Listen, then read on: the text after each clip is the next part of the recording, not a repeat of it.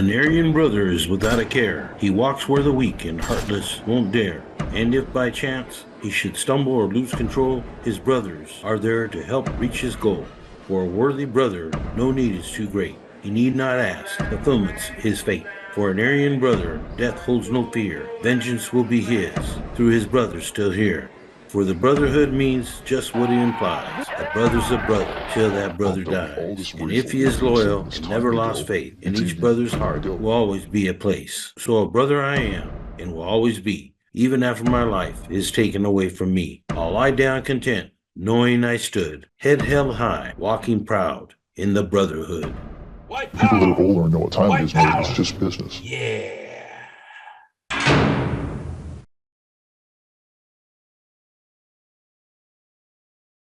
Greetings and welcome back. It's your host, Gabe Morales. We've been covering Aryan Brotherhood members over the past 6 decades or so. Today we'll be covering the S last names, as in shakedown. For any of you who've been to prison, you know that occasionally officers will come through en masse and start going through cells. Now, supposedly this is supposed to be random searches, but I gotta agree with some of you guys. When one unit messes up, they seem to get more random searches than others.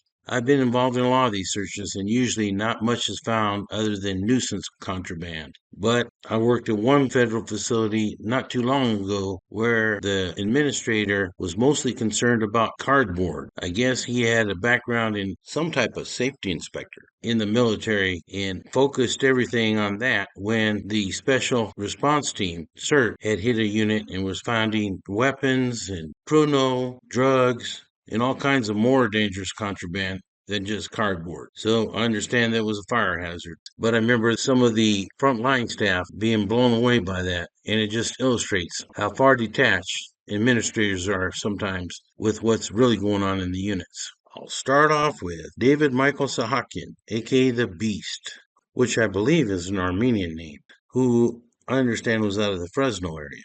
Sahakian was considered to be very violent, and I understand once stated if the government executed any Aryan Brotherhood member that they would kill 10 guards. He's also said to have stated, I'll take 10 real ones over 100 who just talk, and the 10 would decimate the other 100. So that he was popped on a dope case in California in 1975 and then was involved in an escape in 1977 whereby he was given B number, as in Bravo, 80727. And then show he paroled about a year later, but was involved in a drive-by shooting in 1979 and was housed at CMF Vacaville in 1980. It is said that during that time he was involved in multiple incidents. I've heard some BOP officers, but I haven't heard of any CDC officers that dealt with Sahakian back in the 1970s.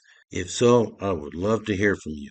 I then show that he was hit with a firearms charge in 1991, where he was sent to the feds under BOP number 54744-097. It was in the BOP where he really made a name for himself and was involved in ordering multiple homicides. I understand that he was caught with a shank at Springfield in 1999 and was involved in attempted murder in the year 2000.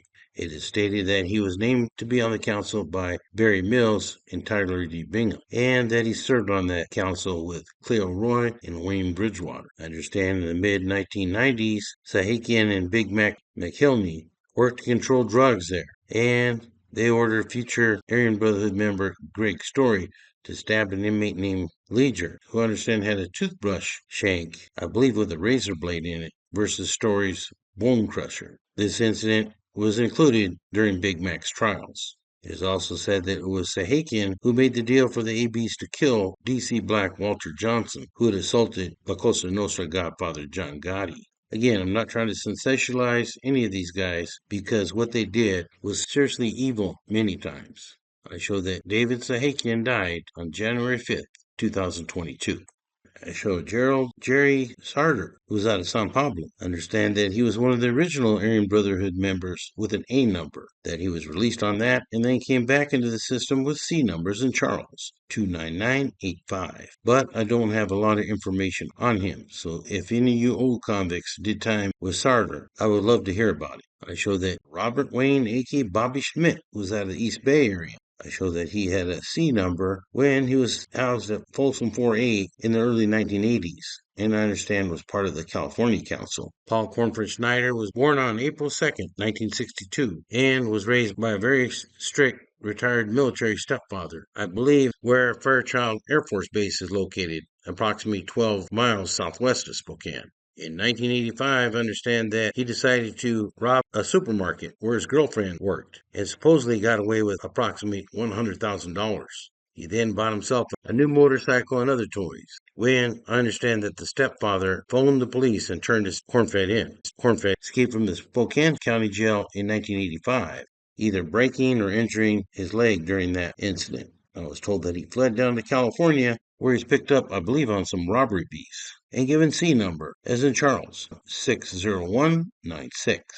I was barely assigned to New Folsom Prison, a fresh boot out of the academy, and I recall that cornfed slash seal crop, I believe, when he was bending down for a search and came up, slashing him across the neck.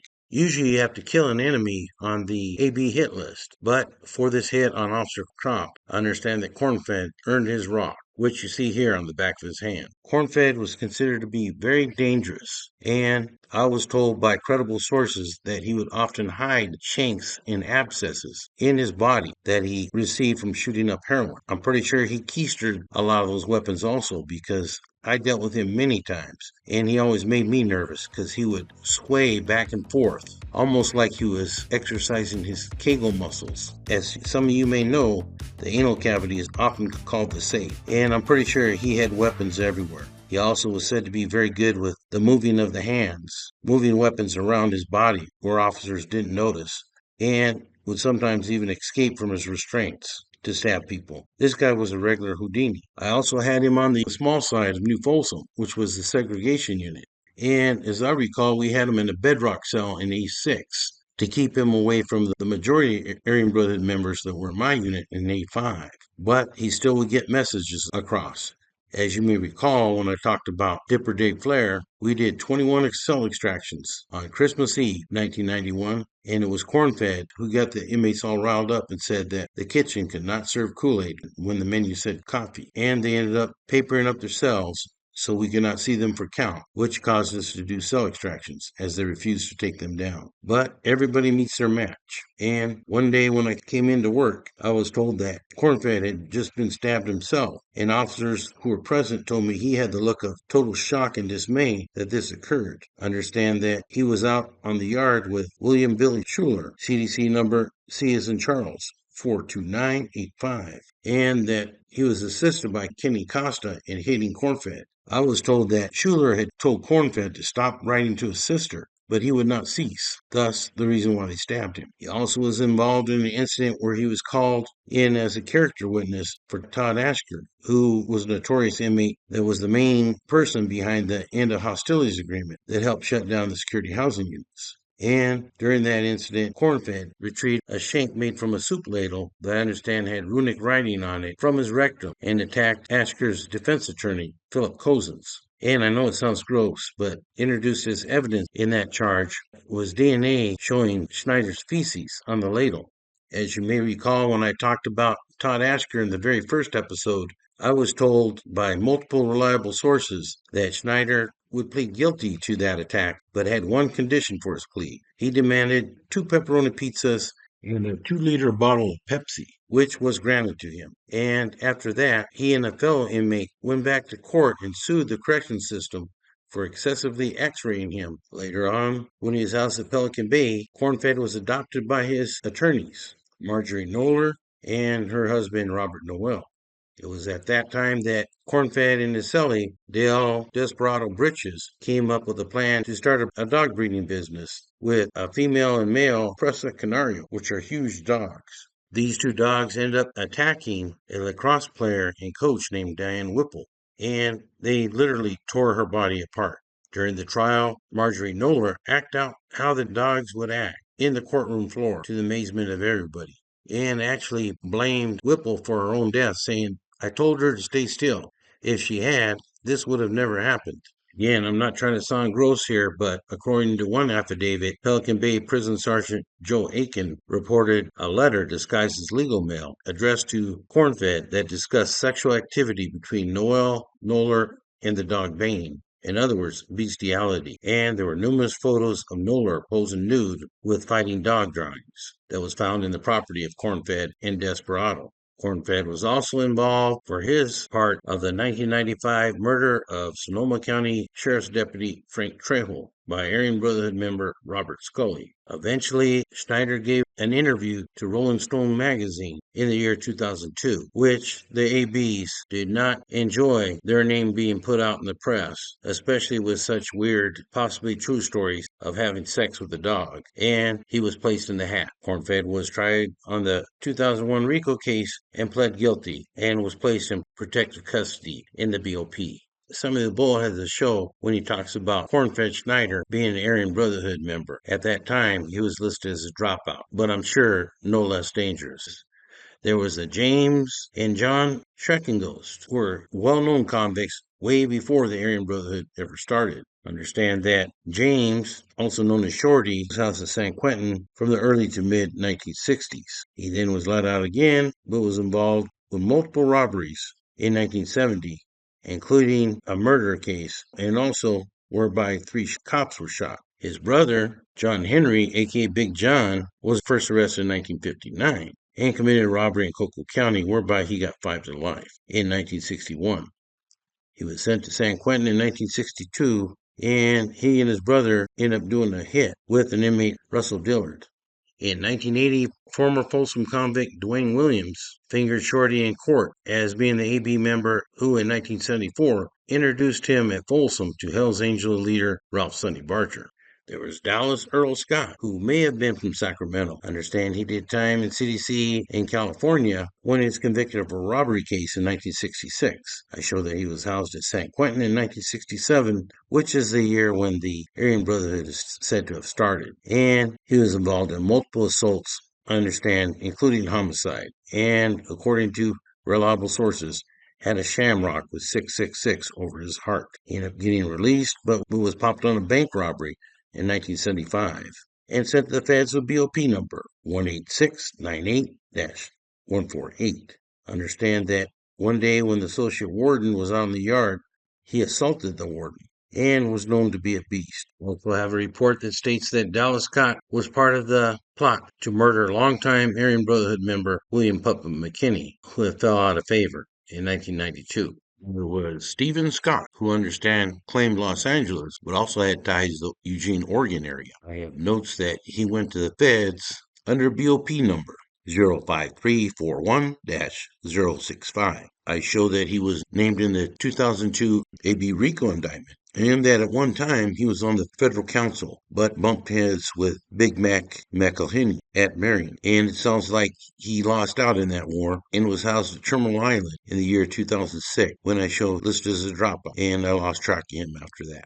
As far as Robert Scully, I believe he was on Ontario in the IE. I show that he was housed at San Quentin in the late 1970s and had C numbers in Charles, 46061. In 1984, Scully cemented his longtime reputation as being a very angry and violent individual towards other inmates and staff, including stabbing officers in several incidents.